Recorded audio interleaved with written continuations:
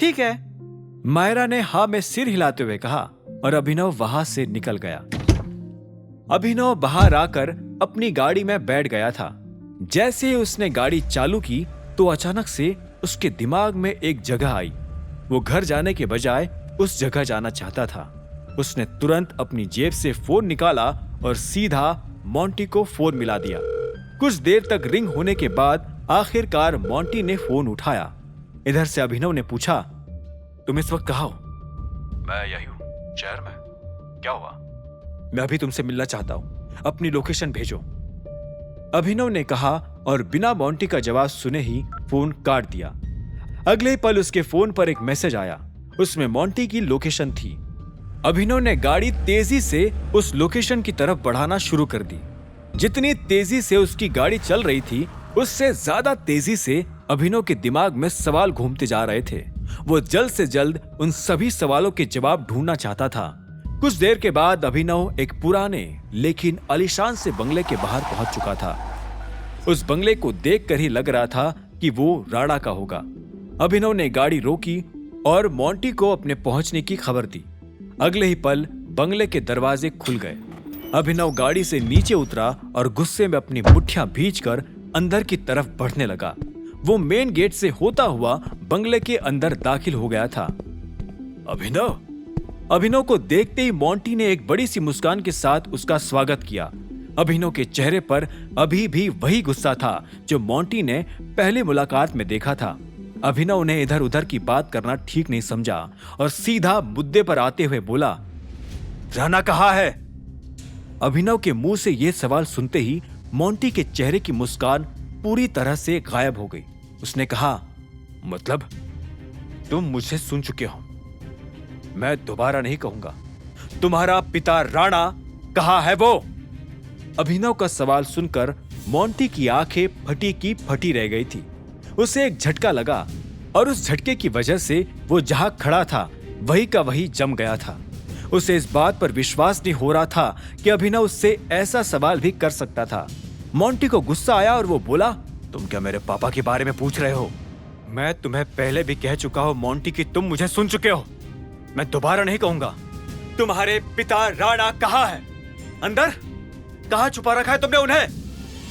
अभिनव की भारी आवाज उस आलीशान बंगले में गूंज रही थी। उसकी मुट्ठियां गुस्से में और कस चुकी थी और उसकी उंगलियों के चटकने की आवाज साफ सुनाई दे रही थी। मोंटी ने एक सेकंड के लिए अभिनव को देखा और अगले पल उसे हंसी आ गई। उसने कहा, मुझे तुम्हारी बातें समझ नहीं आ रही अभिनव। मेरे पिताजी मर चुके हैं। ये तुम मुझे छेड़ने के लिए बोल रहे हो या तुम्हारा कोई नया झूठ है? मैं अच्छी तरह से जानता हूं कि तुमने उन्हें कहीं छुपा रखा है और तुम्हारे लिए अच्छा यही होगा कि या तो तुम उन्हें मेरे सामने लेकर आओ या फिर मेरे रास्ते से हट जाओ। अभिनव, मुझे सच में समझ नहीं आ रहा कि तुम किस बारे में बात कर रहे हो। ऐसे अचानक से मेरे घर आकर तुम मेरे पापा के बारे में सवाल जवाब क्यों कर रहे हो? अभिनव मोंटी की बात सुनते ही उसके पास आया और उसकी कॉलर पकड़कर उसे धकेलने लगा। उसने मोंटी को तब तक धकेला जब तक कि वो दीवार से नहीं टकरा गया। यह देखकर अचानक से 4 लोग मोंटी को बचाने के लिए हॉल में आकर खड़े हो गए। वो सभी धीरे धीरे अभिनव की तरफ बढ़ते जा रहे थे। अभिनव का गुस्सा बढ़ता जा रहा था। उसका हाथ मोंटी की कॉलर से बढ़ता हुआ उसके गले तक पहुंच चुका था। अभिनव ने उसका गला दबाना शुरू कर दिया था, लेकिन वो इस बात का ध्यान भी रख रहा था कि कहीं मोंटी मर ना जाए।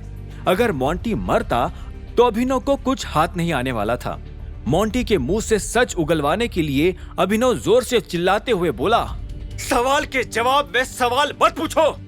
सच सच बताओ, कहाँ है तुम्हारे पापा? जिसने मेरे बाप को मारा वो राणा अग्निहोत्री कहाँ है? कहाँ है वो?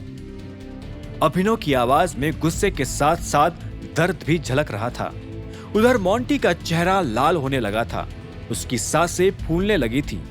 वो चाहकर भी अपने आप को अभिनव की गिरफ्त से नहीं छुड़वा पा रहा था। ठीक तभी मोंटी का एक आदमी आगे आया और उसने अभिनव को पीछे से पकड़ लिया। उसको देखकर बाकी लोग भी अभिनव पर टूट पड़े। अभिनव का सारा ध्यान मोंटी पर था। उसे गुस्सा तो आ ही रहा था, लेकिन वो दुखी भी था। ऐसे में उन लोगों ने अभिनव को मोंटी से अलग किया और उनमें से एक आदमी अभिनव को मुक्का मारने के लिए आगे बढ़ रहा था। पर इससे पहले कि वो अभिनव को मुक्का मारता, इतने में मोंटी चिल्लाया, रुको! उसकी आंखों में गुस्सा था। सब लोग मोंटी की बात सुनकर रुक गए। अब आगे क्या होने वाला था? क्या मोंटी को पता था कि उसके पिता जिंदा है? क्या वो सच में अभिनव से कुछ छुपा रहा था, या राणा का होना और कुछ नहीं बल्कि अभिनव का भ्रम था? जानने के लिए सुनते रहिए आगे की कहानी जानने के लिए देखें अगला एपिसोड सिर्फ पॉकेट एफएम के यूट्यूब चैनल पर, और द रिटर्न ऑफ टाइगर के सारे एपिसोड्स को सुनने के लिए डिस्क्रिप्शन में दी लिंक से डाउनलोड करें पॉकेट एफएम ऐप।